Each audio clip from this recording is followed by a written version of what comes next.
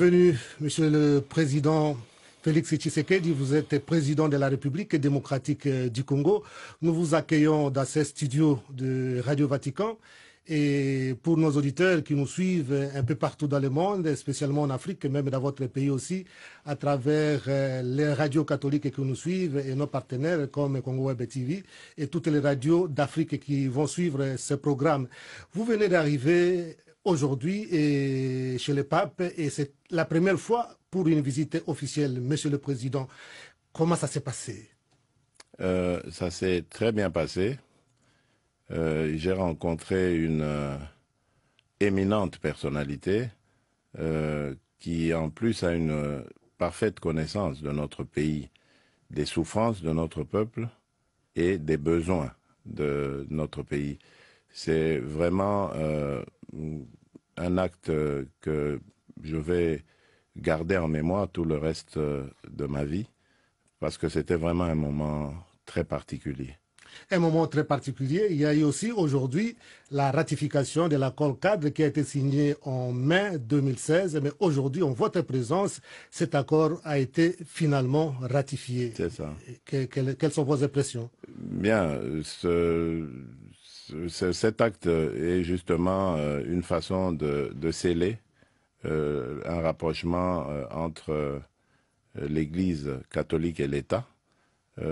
Pour moi, c'est aussi symbolique de ce que le rôle de l'Église catholique doit être en République démocratique du Congo. Vous savez que depuis des années, l'Église catholique a joué un rôle prépondérant dans la vie politique, dans la vie sociale aussi, culturelle et autres.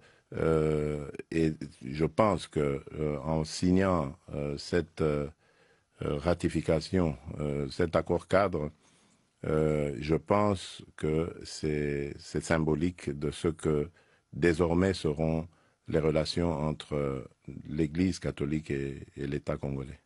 Quand vous êtes passé ici au mois d'octobre, Monsieur le Président, pour assister au cardinalat de l'archevêque de Kinshasa, Fridolin Ambongo, vous aviez dit qu'on rencontrera rapidement le président. Vous l'avez invité pour visiter votre pays, la République démocratique du Congo. Vous avez encore réitéré cette demande cette fois-ci? Le pape, vous voulez dire? Le pape, oui. Oui, absolument, oui. Cette fois, je l'ai fait de manière officielle, étant donné le caractère officiel de la rencontre. Et j'ai promis même de faire suivre une invitation écrite et officielle. Et j'ai vu sur le visage de sa sainteté, le pape François, une joie immense. Et il l'a dit, il a exprimé aussi la joie qui sera la sienne de venir en République démocratique du Congo. Et j'ai souhaité que ce soit en 2021, année où, si tout va bien, j'exercerai la présidence de l'Union africaine. Et donc, à ce moment-là, ce serait une grande année pour la République démocratique du Congo de recevoir le Saint-Père. Il y a, dans notre dernière interview, vous aviez dit que vous préférez qu'on vous appelle Fachi. Et maintenant, on a ajouté Fachi Béton. Il y a un sens à cela, Monsieur le Président?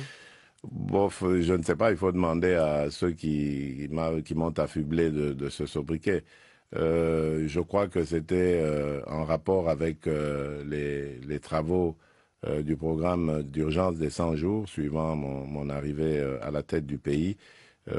C'est affectif, mais je crois que ici, le plus important, c'est de continuer dans le sens du travail pour le peuple, pour le pays, parce qu'il y a beaucoup de besoins auxquels il faut répondre. Faisons un petit tour de votre pays. On profite de l'occasion que vous êtes là, un petit tour. En commençant d'abord par la situation dans l'Est des pays, qui est toujours un peu sous la menace des milices, sous la menace des groupes armés. Maintenant, il y a un pas en avant avec les forces armées de votre pays. Absolument. Il y a aussi le problème d'Ebola qui se calme. Et comment va la situation à l'Est du pays? Oui, je crois qu'il y a vraiment une note d'espoir. D'abord, par rapport à la sécurité de nos populations, surtout au Grand Nord, à Béni.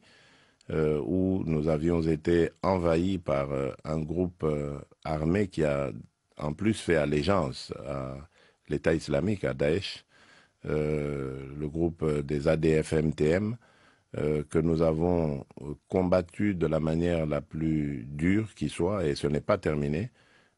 Ici, je voudrais saisir l'occasion pour rendre un vibrant hommage à nos forces armées de la République que l'on a souvent vilipendées, parfois à tort, souvent même à tort, et dont on ignore vraiment la bravoure. J'étais aussi de ceux qui ignoraient les faits, les grands faits de notre armée, et depuis que je suis à la tête de ce pays, je m'en suis rendu compte et je me suis juré de tout faire pour que nos forces armées, celles qui protègent notre territoire, nos vies, à nous, Congolaises et Congolais, tout faire pour que leurs conditions de vie soient améliorées. Et c'est ce que je fais, c'est pour cela que j'ai lancé cette offensive en essayant de mettre toutes les meilleures conditions qui soient, bien que on n'y est pas encore vraiment, mais au moins ce sont de braves citoyens qui ont de manière admirable mis en déroute l'ennemi, et ça va continuer parce qu'il y a encore quelques poches, mais sinon de ce côté-là les nouvelles sont bonnes. Idem pour le problème de la fièvre à virus Ebola, qui est en voie d'éradication. Grâce au savoir-faire d'un fils du pays, là également, le docteur Jean-Jacques Mouyembe, qui s'est de manière admirable déployé avec son équipe pour lutter contre ce fléau. Aujourd'hui, nous pouvons dire avec satisfaction que la maladie a vraiment reculé et elle est en voie de disparaître. Une autre bataille pour vous, Monsieur le Président, c'est la gratuité de l'enseignement. Où en est-on ? La gratuité, ça va, elle prend, elle a déjà pris effet, elle est en pratique. L'avantage de cela, c'est que nous avons cette année, rien que cette année, enregistré sur l'ensemble du territoire national plus de 2,5 millions d'enfants qui sont retournés à l'école, qui étaient en dehors du circuit scolaire. Plus de 2,5 millions selon les chiffres, à mon avis, ça doit être même plus. L'inconvénient, évidemment, c'est que nous n'avons pas suffisamment d'établissements pour absorber cette masse, et on trouve maintenant des classes qui sont en surabondance d'élèves. Mais qu'à cela ne tienne, je pense que l'essentiel ici, c'est de dispenser les enseignements, l'éducation, parce que nous avons une population en majorité jeune qui a besoin d'être éduquée, parce que c'est elle qui prendra les rênes de notre pays demain, et si elle ne l'est pas, avec les enjeux à venir, ça va être dangereux pour non seulement notre pays, mais également toute la région, et voire le continent. Et donc, pour nous, c'est une priorité des priorités. L'enseignement gratuit, ça, nous allons continuer. Nous avons des difficultés, mais l'espoir ici, c'est que c'est un message qui a été entendu, surtout dans les institutions financières internationales, et lesquelles d'ailleurs se sont promises de nous accompagner dans ces efforts. Et je suis convaincu que avec la dynamique que j'impulse sur le plan économique pour avoir augmenté les recettes du pays, je pense, je suis convaincu que nous tiendrons ce défi et nous irons même plus loin, parce que le but, c'est d'aller au-delà du primaire, de l'enseignement primaire, d'arriver à l'enseignement secondaire, voire même le supérieur. Avec les changements que vous apportez dans votre pays, et les gens se demandent aussi à quand la fin de GoPass et à quoi sert cet argent.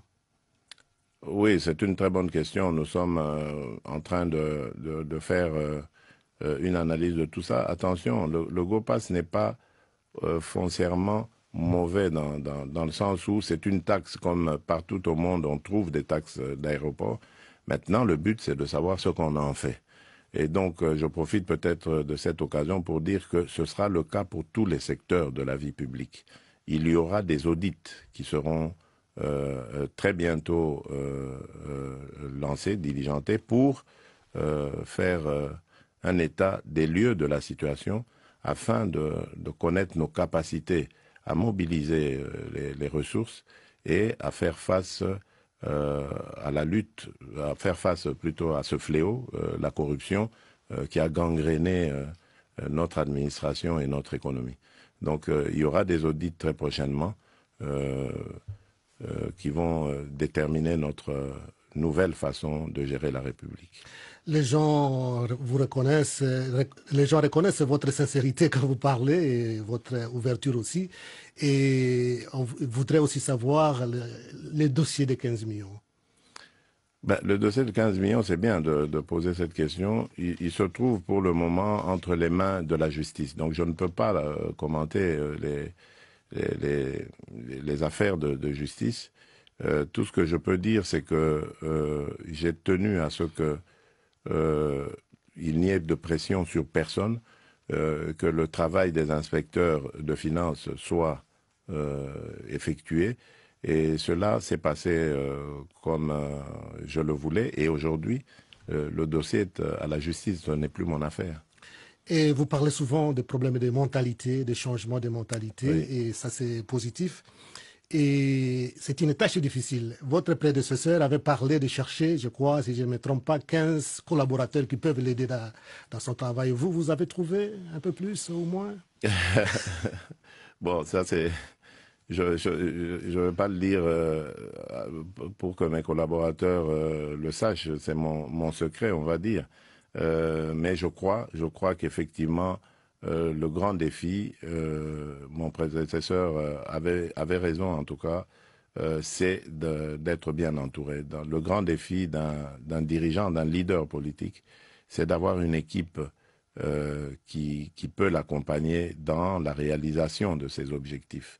Et ça, c'est un combat de tous les jours. Parce que, vous savez, là où il y a les hommes et les femmes, il ne manque pas de problèmes. Donc il faut gérer ces problèmes, mettre tout le monde en ordre de bataille, élaguer tout ce qui est futilité et se concentrer sur ces efforts. C'est pas évident. C'est un combat de tous les jours parce que nous venons de divers horizons avec nos éducations, nos formations, etc. Et cela est une autre façon de gérer la République. Oui. C'est très difficile, en effet. Et les derniers incidents des étudiants à l'université de Kinshasa, Monsieur le Président? Oui, ils sont très regrettables dans la mesure où toutes les précautions avaient été prises, du moins par rapport à la fixation de ces frais, du prix, du montant de ces frais.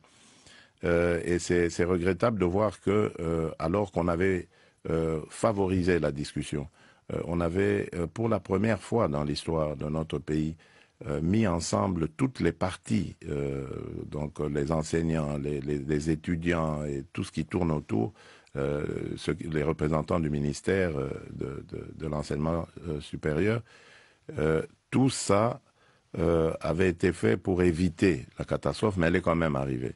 C'est l'œuvre, à mon avis, de certains jeunes qui sont d'ailleurs même en dehors du parcours universitaire, pour la plupart, et qui ont voulu, qui ont sûrement été manipulés et voulu donner une connotation politique à cette affaire, alors qui n'en est pas une en fait. Et ça, c'est vraiment regrettable parce qu'il y a eu mort d'homme. Un policier est décédé.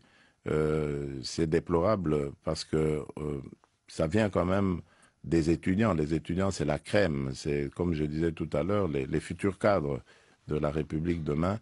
Et c'est un très mauvais message. Mais qu'à cela ne tienne, nous avons pris maintenant toutes les dispositions. Le ministre de l'Enseignement supérieur et universitaire a réuni encore toutes les parties en présence et a chargé les professeurs et les cadres de l'université de décider très prochainement de la reprise des cours. Alors, nous avons profité de l'occasion pour lancer des travaux de restauration des homes parce qu'ils étaient dans un piteux état. les étudiants vivaient vraiment dans des conditions infrahumaines.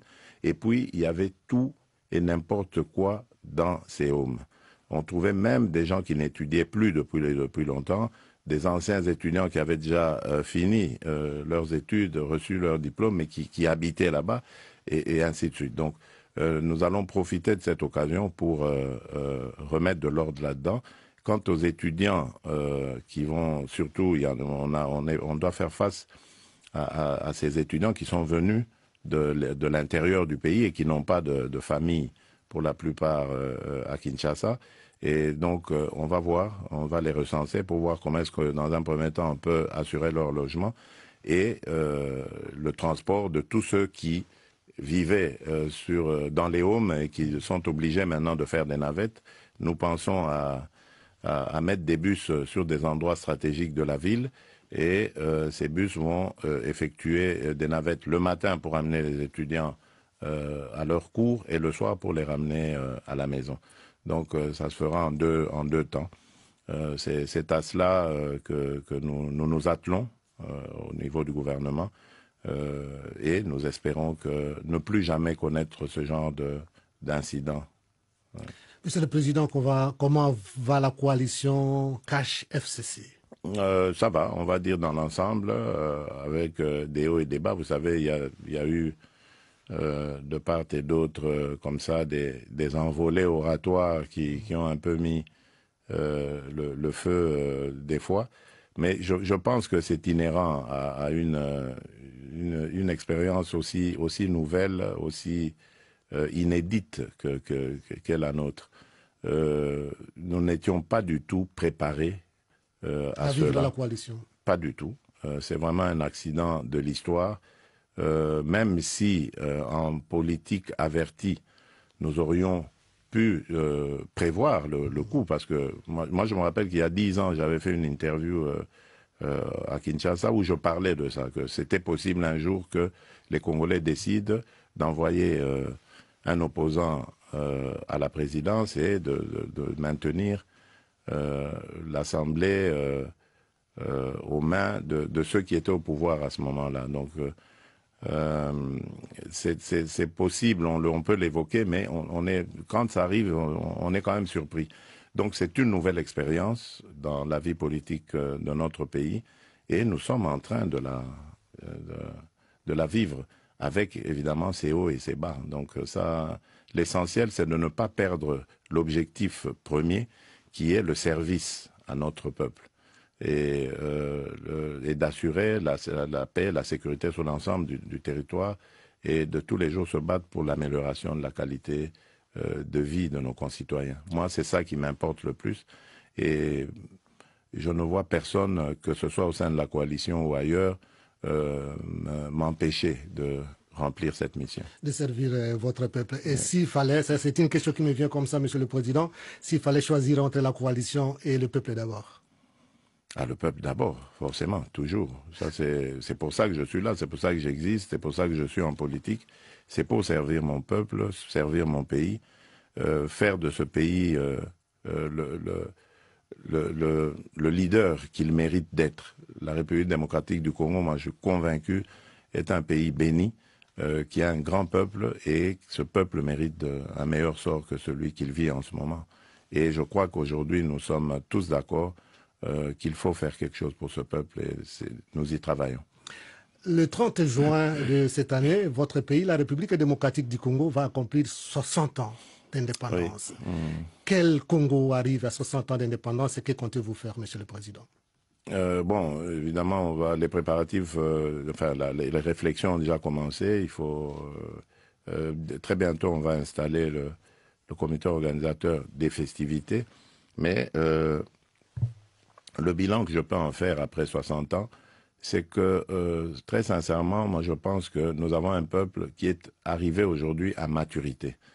C'est vrai qu'il y a encore beaucoup de difficultés d'ordre social, c'est vrai, mais le peuple est mûr. Aujourd'hui, je crois que c'est un peuple qui n'est plus à même d'être manipulé et amené à faire des choses contre son gré ou contre ses intérêts. Ça, c'est un grand avantage. Un peuple qui a compris qu'il veut un Congo uni, une nation prospère, et qui est devenu très exigeant grâce à sa maturité, parce qu'il exige de nous, acteurs politiques, de le servir comme il se doit. Et je crois que en allant dans ce sens, de favoriser l'instauration d'un état de droit, en favorisant davantage l'expression des libertés et des droits de notre peuple, je pense que nous arrivons très vite à un niveau que beaucoup nous envieront, parce que le peuple congolais, comme je l'ai dit, est un peuple leader et qui a eu beaucoup de difficultés ces derniers temps avec les guerres et tous les systèmes politiques qu'il y a eu, mais qui aspire à vivre en paix et en bonne entente, en tout cas avec tous ses voisins. Vous êtes un homme de paix. Est-ce qu'un jour vous comptez rencontrer l'opposition pour parler, pour dialoguer? Mais je rencontre déjà l'opposition. Hein. Il y en a qui m'envoient des messagers, il y en a que je rencontre aussi, que je reçois. Je ne sais pas s'il faut le faire de manière symbolique, mais pour quelle raison? Je crois qu'en garantissant déjà les droits et les libertés de chacun, j'ai déjà rencontré leurs desiderata. Pour le reste, je leur souhaite bonne chance dans leur évolution. Et rendez-vous en 2023 lorsqu'il y aura encore une autre compétition électorale. Monsieur le Président, un mot de la fin, un message? Le message, ça ne peut être qu'un message de paix, parce que je me trouve ici au Vatican, qui est l'antre même de la paix dans le monde. Et donc, mon message, c'est celui d'espoir d'arriver à la violence zéro en République démocratique du Congo. Nous sommes sur la bonne voie et nous n'allons pas du tout nous décourager. Je ne me reposerai que le jour où j'aurai atteint le degré zéro de violence en République démocratique du Congo. Monsieur le Président, c'était un honneur pour nous de vous recevoir ici. Et il ne vous reste plus qu'à vous remercier. Si vous pouvez juste dire un petit mot, envoyer une salutation à votre peuple qui nous suit à travers Radio Vatican en une langue locale, et on aura fini. Oui, bana mboka, bana Congo, nazane sengo, yakoyebi sabino que mokonzi wa Vatican, papa wa Roma, auti koyamba ngai, ayambinga ne sengo, alakisi nga te ayebi makambo nyonso, makambo manso ezali koleka na Congo, ayebi bapasi na biso, ayebi minyoko na biso, pe atondi bino botondi pona maemanso bozali kotombela ye, pe alaki biso aya kotala biso na 2021 na Congo. Etikali kaka nde na komela ye mokanda, bongo sima akoka koya kotala biso. Mbote napesi bino na bonne année lisusu pona baoyo bazwaki nanu baveur na nga te. Merci. Merci, Monsieur le Président. Merci, Père.